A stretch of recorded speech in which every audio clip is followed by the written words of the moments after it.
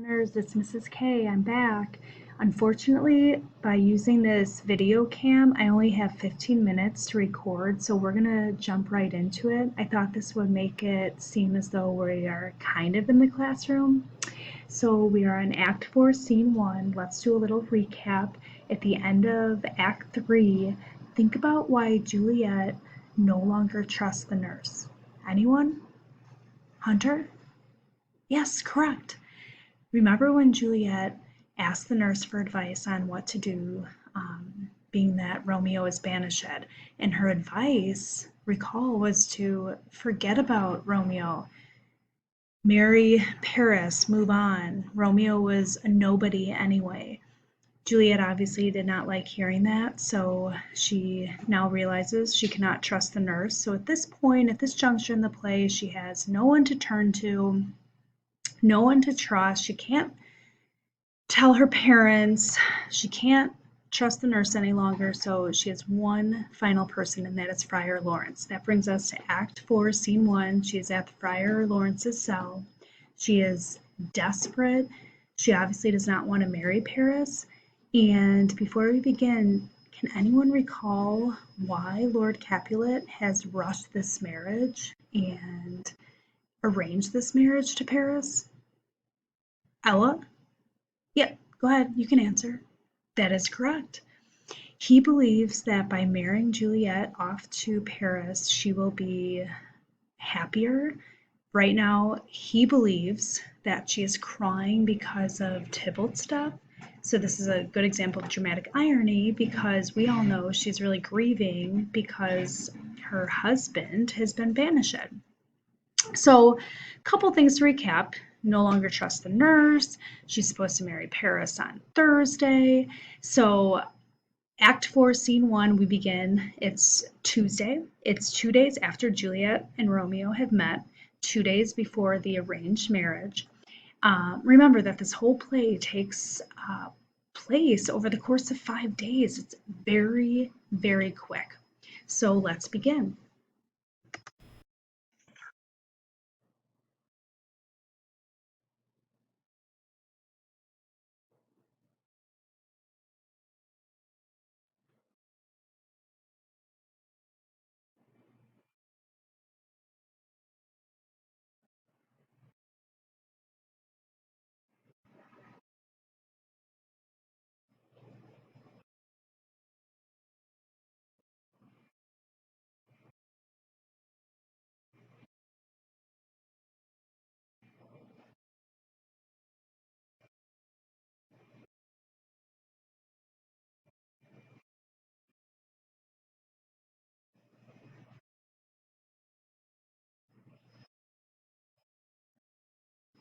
Okay, so Paris has reminded us that the reason for this marriage is to make Juliet happy. Her father thinks she's grieving too much.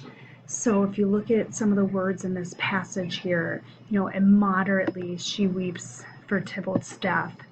And if you go down a little bit, she gives sorrow too much power. She spends too much time grieving. And again, we're talking about this haste. Obviously, the friar does not like the sound of this. He obviously knows that she should not be marrying Paris. So let's see his response when Paris, think about why Paris is here. Friar is, a priest, and so the Paris is here to kind of set things up and make the friar aware that this marriage is going to take place and they need him to officiate. So let's continue.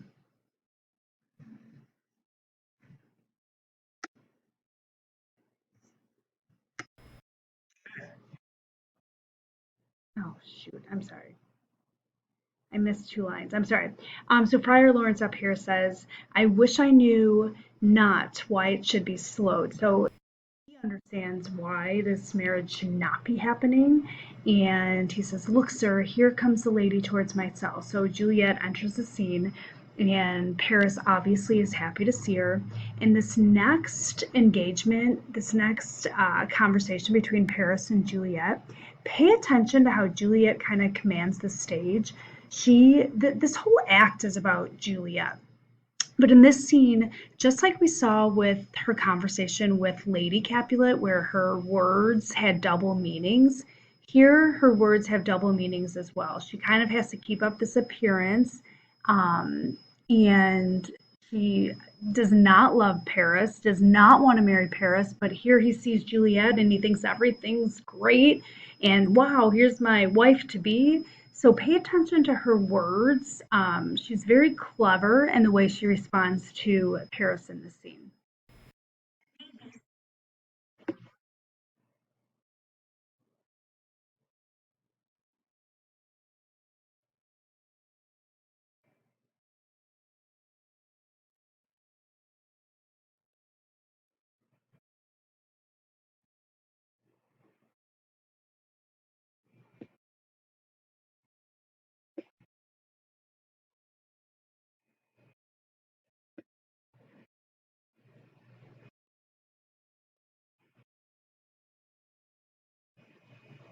So here, look at these lines. If I do so, it will be of more price being spoke behind your back than to your face. So Paris is, telling Juliet, well, make sure to tell the friar that you love me. And Juliet is saying, well, you know what? It's going to be of more value when I tell Friar because behind your back, that's typically when people tell the truth. So she's not telling Friar to, or sorry, she's not telling Paris right to his face that she loves him. She's saying, "Hey, I'm going to tell the Friar." So she's very careful with her words here. Okay, hold on.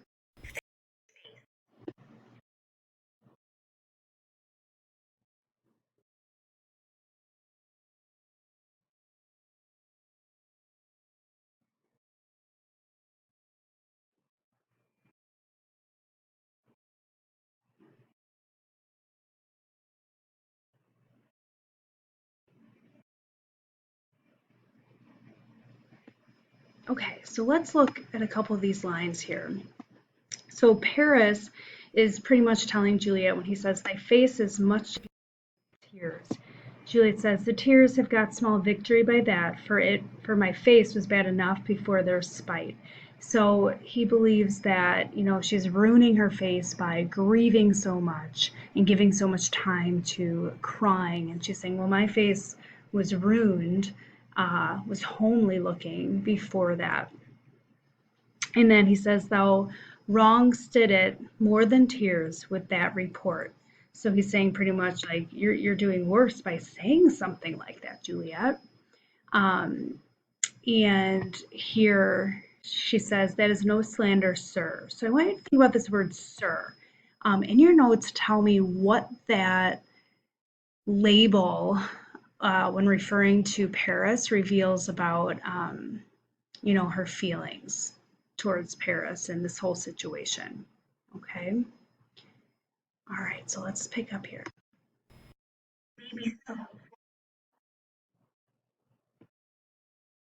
Okay, sorry, really quick. She says, "It may be so, for it is not mine own." Because here he's saying, hey, that face of yours that you are talking so ill of, that you are slandering, stop it. She says, well, yeah, this face, it's not my own. So here we can interpret that two ways. Either her face is dissembling, or it could mean that her face is for Romeo and Romeo's eyes only. Okay, let's continue.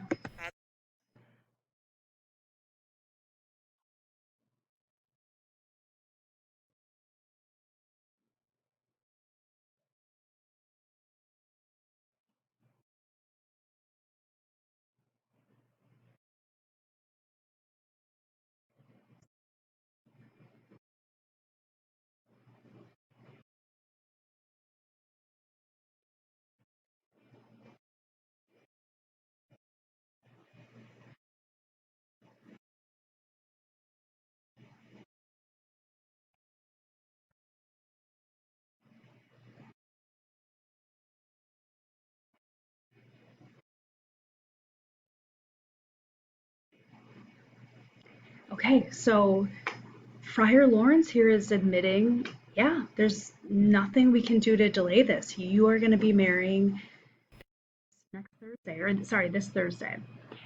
So let's look at Juliet's response here, okay? Because remember, she comes to Friar Lawrence's cell in a desperate mood. She obviously is willing to do anything to stop and prevent this marriage. Okay.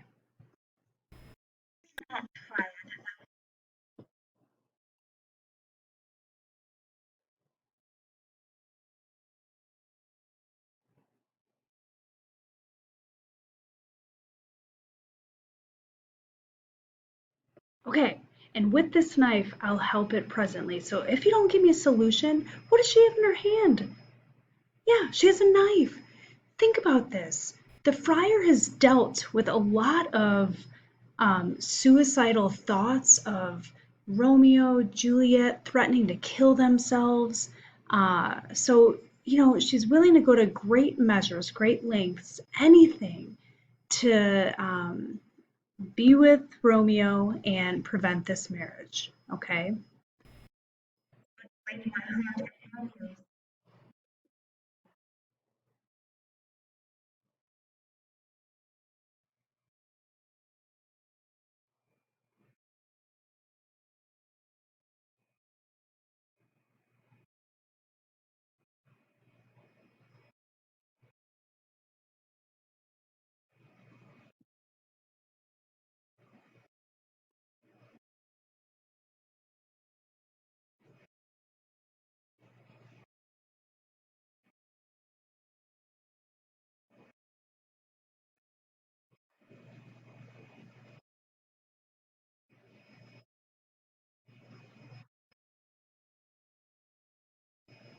Okay, so again, we have a lot of talk of taking her life if the friar cannot. So she says, if you speak nothing of a solution, then I'm going to take my life. Okay, hold on.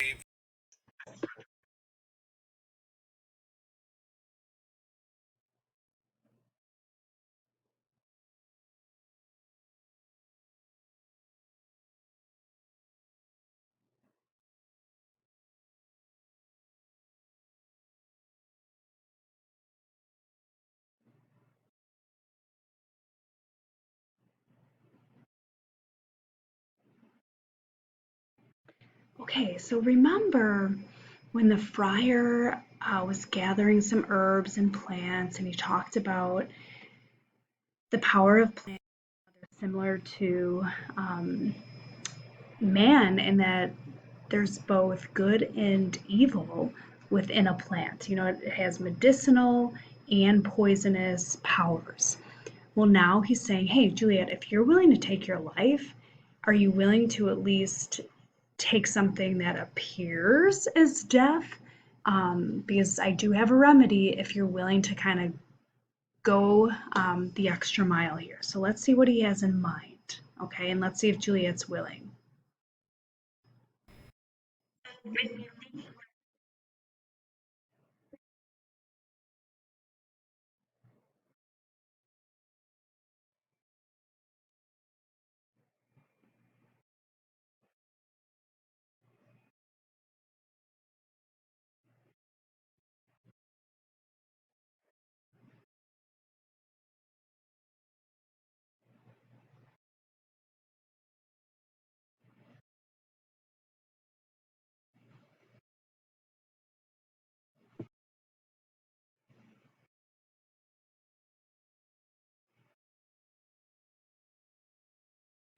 Okay, what I want you to put in your notes, what are all the things Juliet would rather do than marry Paris? I'll start. She says, obey rather than marry Paris from off the battlements of yonder tower. So she'd rather jump off a tower than marry Paris. Now I only have about 30 seconds. I will be doing a part two. So we're going to end here for now and I'm going to continue part two on a different video. Okay, so a couple things to think about. What is the friar's plan going to be? What does he have for Juliet that will make her appear as dead. You know, what is he going to give her? And what is she willing to do to prevent this marriage?